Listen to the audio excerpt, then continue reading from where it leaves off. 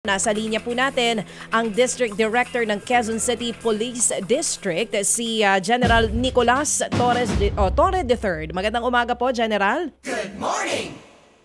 Good morning, ma'am, at good morning sa inyo mga tagapakinig. Good morning po sa inyo, General. Thank you for being on the show. Eto, sir, diretso na po tayo agad, ano? Ang dami ko po nakikita online ng mga netizens natin. Itong nakaraan, nagkaroon po kayo ng press conference kasama po yung retiradong pulis. Ang sinasabi po ng ilan, tila parang nag-spokesperson o abogado daw po kayo doon po sa retiradong pulis. Ano pong komento nyo tungkol Actually, doon? hindi retirado, no? Tinanggal na pulis. Oh, yung pong tinanggal na pulis.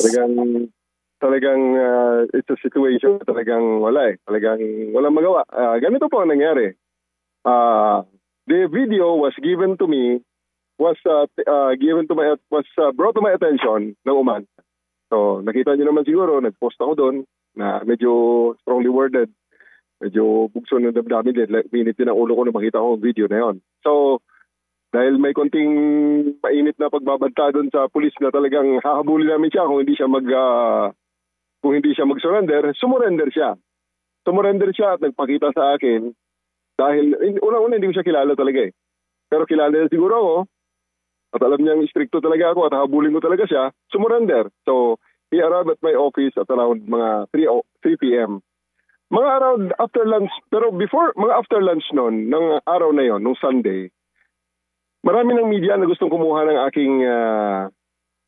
aking opinion. At major networks andyan sa Karingal. So nakita nila ang pagdating ng tao. Pumunta sa office ko dahil doon ko in-interview, doon ko kinausap. At ang mga media ay nagtatanong ng nagre-request.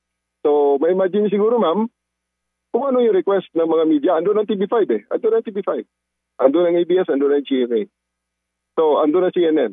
So major networks ang nandun. Mga 3:15 ay alam na nila na nandun sa akin yung sumurrender na yung tao. So you can imagine kung ano yung request sa akin ng mga reporters. Di ba? So, ayun, siguro ang isang oversight ko talaga doon. Binado ko, ang oversight ko doon is ako mismo ang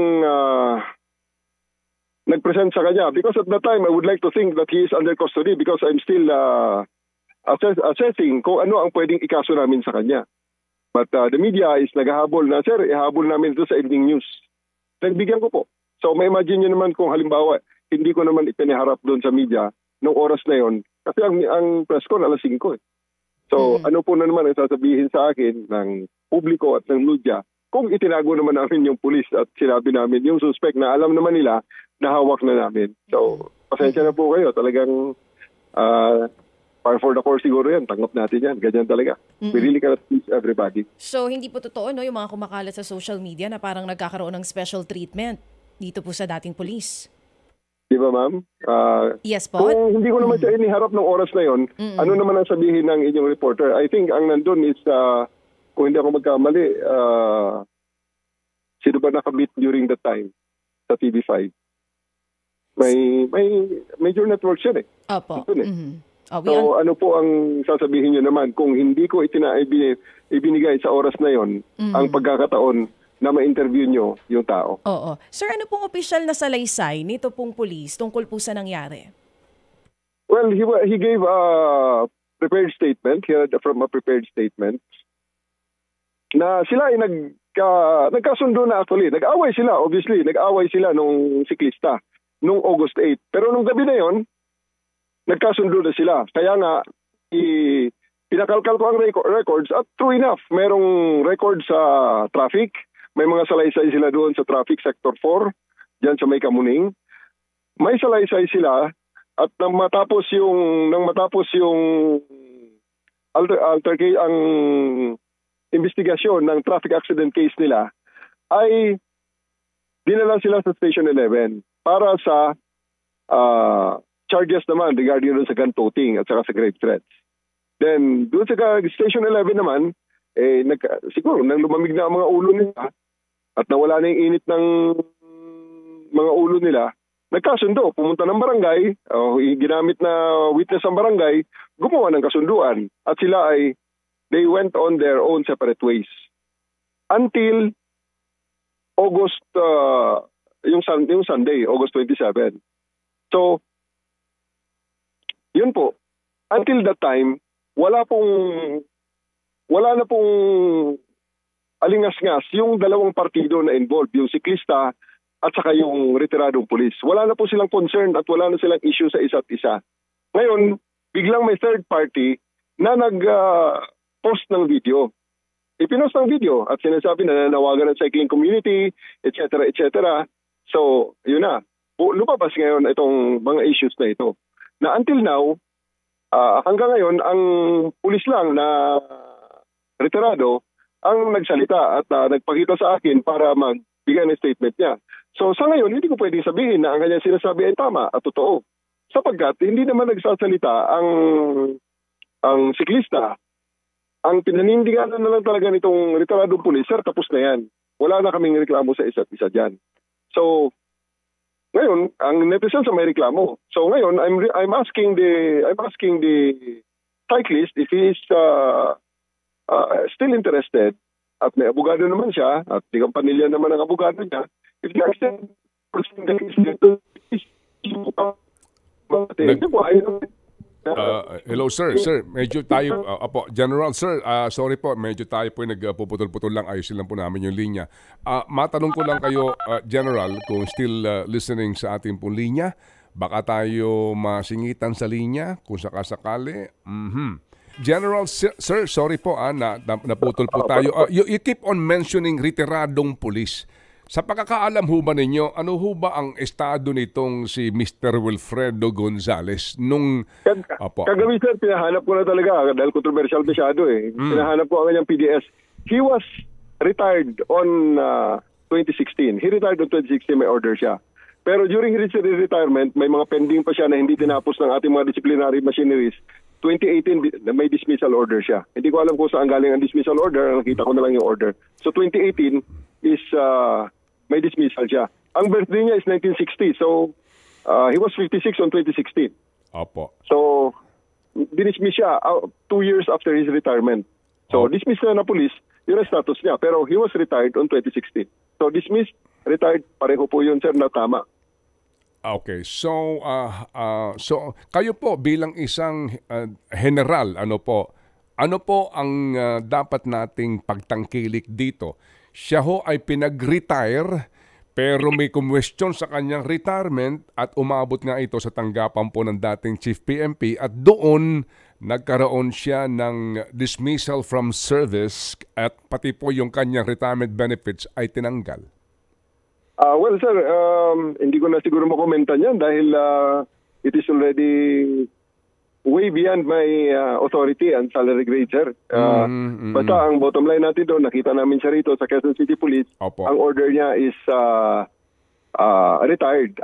Retired, yes. Ang order niya sa Quezon City is retired. Ngayon, kung ang dismissal niya is galing sa National Headquarters, wala po kasi kagabi ko lang nakita yun eh. Wala kaming way para i-verify from the National Headquarters kung tama ba nandun sa archives yung order na yun. But I do believe na talagang na-dismiss siya after his retirement because the retirement is 2016 and the dismissal is 2018. So ibig sabihin nun, nung nag-retire siya, na-orderan siya ng retirement, ay meron siyang mga pending cases. Opo. Kasi nag-final retirement pero may pending cases. So, sir, just to give you, just to guide you, for your information po and for your perusal po, General, ito po, ang nakapirma dito si Oscar Albayalde. Okay? Opo. At ito ho ay authenticated rin. So anong petsa yan, sir? Opo, ito ho. Babasahin ko, sir, para kayo mabigyan po ng stock knowledge. Opo. Ito po, wherefore, foregoing premises considered, the instant motion for reconsideration filed by movant PO1 Wilfredo DJ Gonzales is denied and the assailed decision dated October 16, 2017, imposing upon him the penalty of dismissal from the service is hereby affirmed. Opo, June 7, 2018 nga po inilabas ito kasi nga nag-apila siya dito po sa dismissal. So ito po yung on record po, hango po sa aming dokumentong hawak. Okay, sige. So ngayon, General Sir, meron ba namagitan po between Mr. Gonzales at sa inyo? Wala, sir eh. He just appeared on sa Karingal nung araw din na yon. Dahil nakita nga niya yung text ko.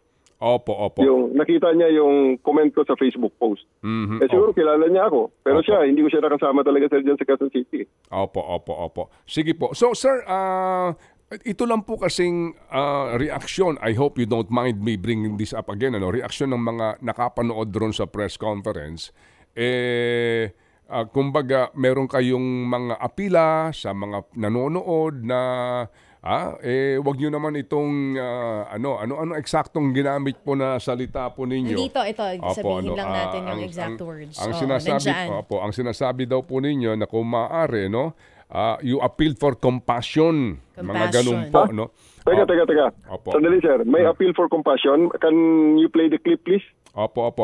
Ito lang po yung kaya nga po naka-Facebook live yun sir If anyway, possible, tulungan na lang ako na hanapin yung appeal for compassion sa clip kasi may mga editor naman siguro kayo dyan sa studio. Opo. Anyway, Facebook live yun sir. Anyway, ganito po, General, regardless whatever the word that you used at that time, ang tanong nga lang po is that yung desisyon na mag-press conference kasama siya, ay talaga hubang desisyon ninyo yun o dapat naging separate ng inyong press con at yung po sinasabi nga na inyong panawagan sa lahat, ano man pong ginamit yung words para po doon sa sinasabi daw pong umabuso umano na may-ari ng barel, how do you explain that po, sir? Go ahead, please. Sir, unahin natin, sir, in terms of yung apila, unahin na muna natin yon. Wala akong apila para sa kanya, sir, at wala akong diretsong word. Wala akong pakialam kung anong mangyari sa kanya, sir, kasi unang-una hindi ko siya kilala. There's really nothing that he can offer me for me to put to stake my job, kasi sir, tingnan mo sila, he's way behind, hindi ko naman sir minamaliit ang tao, but he is way below my salary grade. Retired pa siya, hindi pa maganda ang kanyang record. Ako sir, nag-general ako sir, kahit paano masabi ko naman siguro na naging matino akong pulis. So hindi ko abutin ang ranggo na to kung ganun ako sir ka maganda at ganun ako kasi ulo gaya niya sir na he never became an officer. Napakababa, hindi nga niya naabot ang pinakamataas na non-officer. So he really can't offer me anything or there's really nothing in my interest to protect him. Kaya hindi totoo yan sir yung sinabi, I will appeal for compassion for him. Why should I do that? Hindi yun to pwede sir. Kaya nga sir, kung pwede, naka-Facebook live naman yung ang aming press conference na yun. Patulungan nyo na lang ako mahanap kung ano yung exact na pinanggagalaitin ng netizens. Okay, sir? Okay, sige so, po. salamat on that point. And then, second, ang press conference, hindsight is always 2020, sir. Okay, totoo yun, sir. In hindsight ka, tinitingnan ko, sabi ko, talagang may sablay ako rito sa press ko na yun na ginawa na yun. Sapagkat, I give into the pressure of the reporters. Sir, baka pwedeng makausap na namin yan kasi ihahabol namin sa 6 o'clock news ng weekend.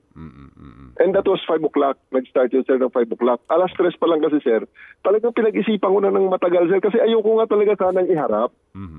Di ba, sir? Andun ang lahat ng mga media, Ang pinag-iisipan ko naman, kung hindi ko ihaharap, ano naman ang ilalabas nito ang sasabihin sa akin? Di pinoteksyonan ko naman talaga tong pulis na to. Opo. Para huwag siyang maharap sa media at hindi siya mag-grill ng media. So sabi ko, ito na, dami fidon. Sige, pagbigyan ko kayo. Andun sir, ang nakita niyo naman siguro live ang Opo. Yeah, di ba sir? Pati ang print media nandun Opo, So sige. Pagpapasensya na po sir on that oversight. I really apologize and I really I take responsibility for that. Opo, yes sir. I made a decision. I'll stand by it. Yun ang nangyari talaga sir.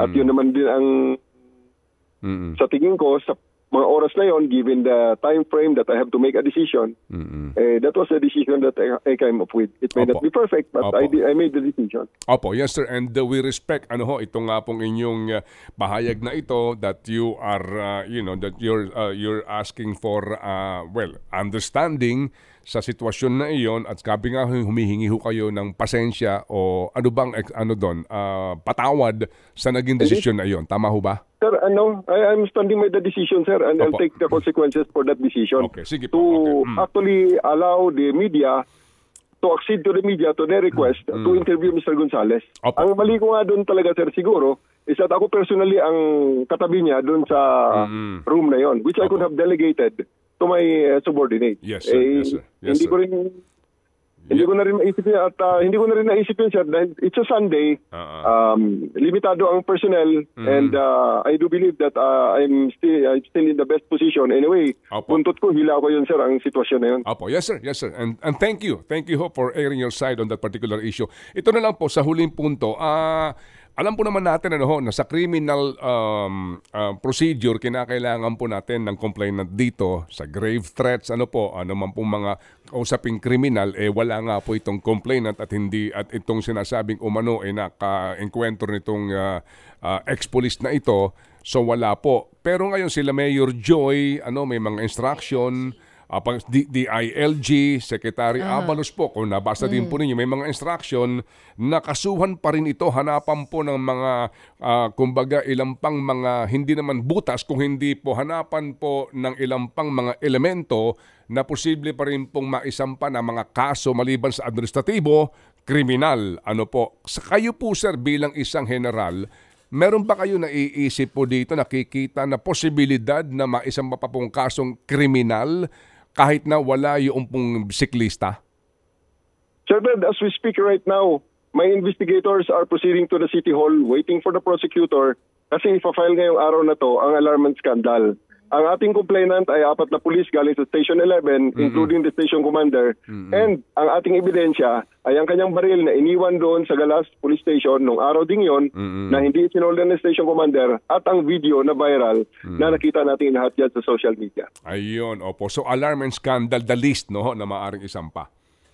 Opo, alarm and scandal. O sige po, so sir, muli kaming tatawag kung sakasakali meron pong update sa kasong ito para lang makuha po lagi ang inyo pong panig at mapakinggan din po ng mga netizens at lahat po ng mga nakikinig po sa aming programa ang inyo pong salaysay. Huling salita na lang po sa lahat ng mga nanonood ngayon sa atin, mga netizens na hindi pa rin po tumitigil siguro dahil po sa damdamin nila sa kanilang napapanood na viral video. Go ahead po sir. Sir, unang-una sir, ako nagpapasalamat sa inyong programa sa pagbigay sa akin ng pagkakataon na maihayag naman ang nangyari doon, especially doon sa assailed and now really derided press conference. So maraming salamat sir at naibigay ko rin ang aking side regarding that matter. Para naman sa mga netizens sir, this is our civic duty to actually weed out those kind of people from the streets, to remove them from the streets. Now we are filing the case of alarm and scandal.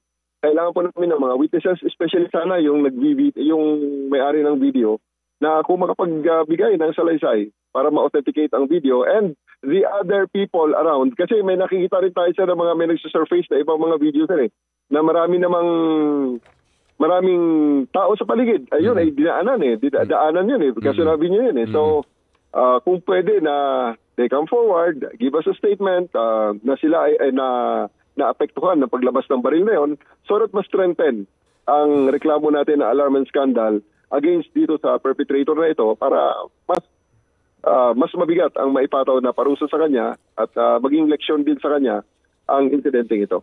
Opo, sige po. So muli General Torre, sir, kami po'y tatawag kung kinakailangan, please Opo. No problem sir, anytime naman sir. Sasagutin natin. Salamat po, mabuhay po. Thank you po General. Thank you very much. All right, si Brigadier General Nicolas Torre III, ang District Director po ng Central Police District. Salamat po sa panahon na kanyang ibinigay sa ating pong programa. Ted Filon at DJ Chacha, ngayon nasa Radyo 5, 92.3 News FM. Monday to Friday, 6 to 10 a.m.